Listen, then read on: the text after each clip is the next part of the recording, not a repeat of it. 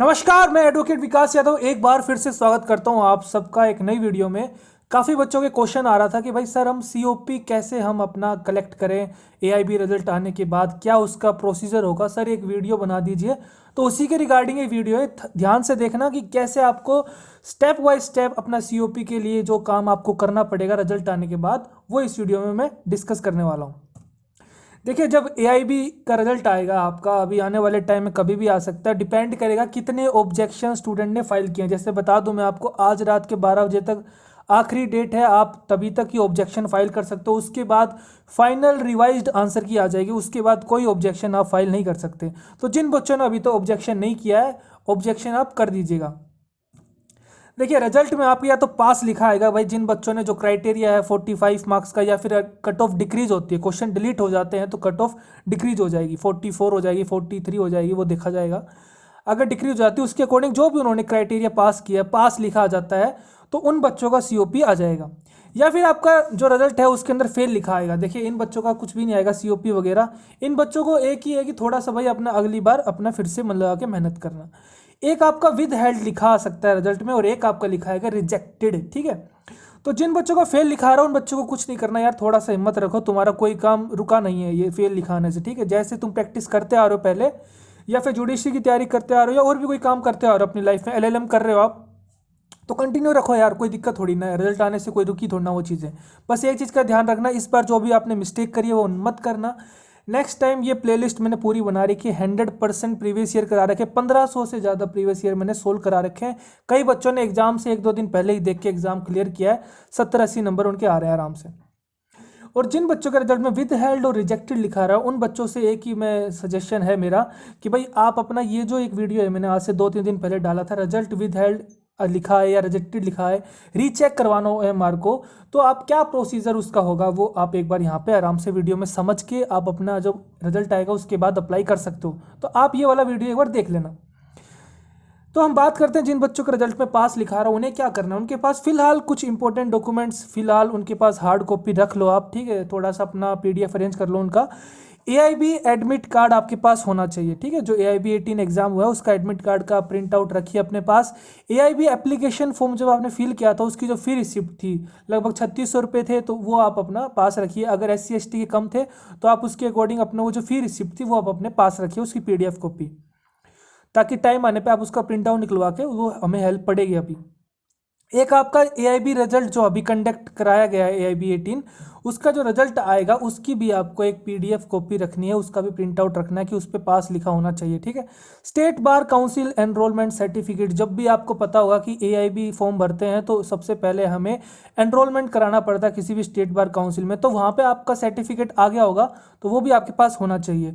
और एक 2 से 3 या 3 से 4 आप पासपोर्ट साइज फोटोग्राफ अपने पास रखिएगा, ये आपके पास होना चाहिए। अलग अलग स्टेट बार काउंसिल के अलग अलग प्रोसीजर हैं, लेकिन सब में ये 4-5 चीज़ें चाहिए ही होती हैं। ठीक है, तो इनको आप सबसे पहले ध्यान कर रखिए, अपने पास रखिए।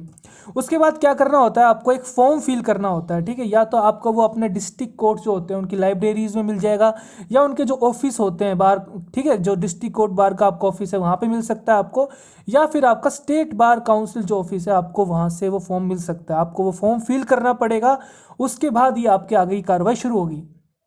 जैसे आप वो फॉर्म फिल करते हो, सारी फॉर्मेलिटीज़ दे देते हो, सारे डॉक्यूमेंट्स अटैच कर देते हो, अपना एडमिट कार्ड, एप्लीकेशन, वो जो भी वो मांगते हैं, फिलहाल ये 4-5 चीज़ें ही मांगी जाती है मोस्टली। अगर वो इसके अलावा भी कुछ एक्स्ट्रा मांगते हैं तो अपना साथ लेके जाना, अपना LLB के जो भी आपके डॉक्यूमेंट्स हैं वो आप अपने साथ लेके जाना। उसके बाद ये सारी फॉर्मेलिटीज़ करने के बाद आपका बस एक ही काम है, बस अब आपको एआईबी वेबसाइट के टच में रहना है। 1-2 दिन में, 2-3 दिन में देखते रहना कि भाई क्या नया अपडेट आया है वेबसाइट पे, क्योंकि जो एआईबी 17 का रिजल्ट आया था अभी अप्रैल या मई में आया था उनका रिजल्ट, उन बच्चों का अभी तक हार्ड कॉपी नहीं आया, उनका प्रोसीजर चल रहा है। ठीक है, हार्ड कॉपी आने में टाइम लगेगा, पूरा प्रोसेस होने में आपको 6 से 8 महीने, 7-8 महीने लग सकते हैं, ज़्यादा भी लग सकते हैं, मिनिमम तो इतने लग ही रहे हैं। तो जिन बच्चों ने एआईबी 17 दिया था उनका देखिए, उनको अभी एक नोटिस आया था, अभी 8-9 दिसंबर की बात है, 8-9 दिसंबर के लगभग की बात है। एआईबी की वेबसाइट पर ये अपडेट आया है, dear candidates, we would like to inform you that the certificate of practice for AIB 17 is now available in the AIB application. यानी कि एआईबी की जो ऐप है आप गूगल प्ले स्टोर, और अगर आप एंड्रॉयड फ़ोन यूज़ करते हो तो गूगल प्ले स्टोर से डाउनलोड कर लीजिए, अगर आप एप्पल फ़ोन यूज़ करते हो तो iOS जो है उसका आप वहाँ से डाउनलोड कर लीजिए। एंड्रॉयड फ़ोन का लिंक इन्होंने दे रखा है, एंड्रॉयड लिंक में अगर आपको चाहिए तो ऐप का लिंक यहाँ पे है, और आपका अगर एप्पल फ़ोन यूज़ कर रहे हो तो उसका लिंक यहाँ पे, या फिर सिंपली आप अपना ऑल इंडिया बार एग्जामिनेशन गूगल प्ले स्टोर या iOS पे टाइप करके वो ऐप डाउनलोड कर सकते हो। उसके अंदर लॉगिन करने का तरीका है कि यही है कि आप अपना जो रोल नंबर है वो डाल दीजिए, अपना डेट ऑफ बर्थ डाल दीजिए। अभी आप अपना डालोगे तो वो इनवैलिड दिखाएगा, क्योंकि अभी आपका रिजल्ट नहीं आया और प्रोसेस में चीज़ें चल रही हैं। कुछ टाइम बाद आपके लिए एक नया लिंक जनरेट किया जाएगा। ये वाला लिंक AIB 17 वालों के लिए है। ये लिंक किस लिए जनरेट किया गया है? देखिए, जब आपकी हार्ड कॉपी बन के आएगी, प्रिंटिंग होके आएगी, तो उससे पहले कई बार मिस्टेक हो जाती है, टेक्निकल एरर हो जाता है, ह्यूमन एरर हो जाता है। तो वो ये चाह रहे हैं कि भाई बार बार हमें तंग ना होना पड़े, आपको तंग ना होना पड़े, इसलिए वो एक मौका देते हैं कि भाई आप अपना क्या करो, if you happen to find any discrepancies in your name, आपके नाम में कोई गड़बड़ है, आपके फादर्स नेम में गड़बड़ है, या एनरोलमेंट नंबर में अगर गड़बड़ है, ये 3-4 चीज़ें आपको बड़ी ही ध्यान से बारीकी से, जल्दबाजी नहीं करनी है, चेक कर लेना, क्योंकि बाद में चेंज नहीं होगा, और चेंज होगा भी तो बहुत ज़्यादा आपको दिक्कत आ जाएगी।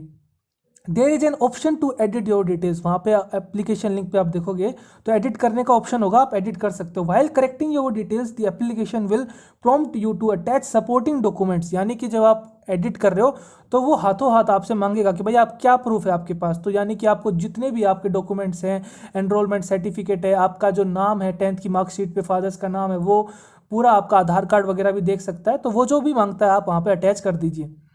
Kindly attach your enrolment certificate for the necessary correction, ये कह रहा है कि एनरोलमेंट सर्टिफिकेट अटैच करना पड़ेगा। The deadline for correction is extended till 22 दिसंबर 2023, यानी जो AIB 17 वाले हैं उनके 22 तारीख तक ये डेट दी गई है कि भाई आप 22 तारीख तक एडिट कर सकते हो। This is the last and final opportunity to make corrections to your details, ठीक है, ये भाई आपकी आखिरी अपॉर्चुनिटी है, उसके बाद नहीं दिया जाएगा आपको। ऐसे ही आपका AIB 18 का जब आपका रिजल्ट आएगा उसके कुछ टाइम बाद ऐसा लिंक आएगा, आपको भी कुछ टाइम पीरियड दिया जाएगा 2-3 हफ्ते का, आपको उसी टाइम पीरियड में उसको एडिट करना पड़ेगा। अगर कोई गलती है तो, अगर कोई गलती नहीं है तो आप एडिट करने की जरूरत नहीं है। If you encounter any issue please contact the help desk, अगर आपको कोई चीज़ें समझ में नहीं आ रही कि भाई मेरे को काफ़ी दिक्कत आ रही है समझने में, तो आप हेल्प डेस्क से कॉन्टैक्ट कर सकते हो, और ये मैं पर्सनली बता रहा हूँ, ये काफ़ी सपोर्टिव लोग हैं, आपका रिप्लाई करते हैं, ठीक है। जैसा आपने ये सब कर लिया तो उसके बाद आप देखना कि 6 से 8 महीने के अंदर आपका जो स्टेट बार काउंसिल है, आपका स्टेट बार काउंसिल का ऑफिस है, वहाँ से आप अपना COP कलेक्ट कर सकते हो। एक चीज़ का ध्यान रखना कि COP आपका स्पीड पोस्ट से आपके एड्रेस पे नहीं आएगा, नहीं आएगा, नहीं आएगा। काफ़ी बच्चों की कन्फ्यूज़न है कि सर मैंने एग्ज़ाम दे दिया, मैंने तो भारी भरकम फीस भर दी, अब बस मेरा काम खत्म हो गया, मेरे को कोई टेंशन लेने की जरूरत है नहीं। भैया मेरे, अभी तो और मेहनत करनी पड़ेगी आपको, ये सेट COP लेना इतना आसान काम थोड़ी ना है, आपको फॉर्मेलिटीज़ करनी पड़ेंगी, दोबारा से फिर से सारे डॉक्यूमेंट्स अरेंज करके, जो भी वो मांग रहे हैं, अलग अलग स्टेट बार काउंसिल का अलग अलग प्रोसीजर है, सारा आप जैसा प्रोसीजर आपकी स्टेट बार काउंसिल का वैसा आप कर दीजिए। उसके बाद फाइनली आपके हाथ में COP जब आएगा उसमें टाइम लगेगा, ठीक है। तो इस चीज़ का ध्यान रखना। वीडियो अच्छा लगा वीडियो को लाइक करना, खुश रहना, मुस्कुराते रहना, देश का ख्याल रखना। अगर कोई क्वेश्चन है तो आप कमेंट बॉक्स में पूछ सकते हो। मेरे WhatsApp नंबर पे पर्सनली कोई क्वेश्चन है तो आप वहाँ से भी पूछ सकते हो। विद इन 24 आवर्स आपको रिप्लाई मिल जाएगा। धन्यवाद।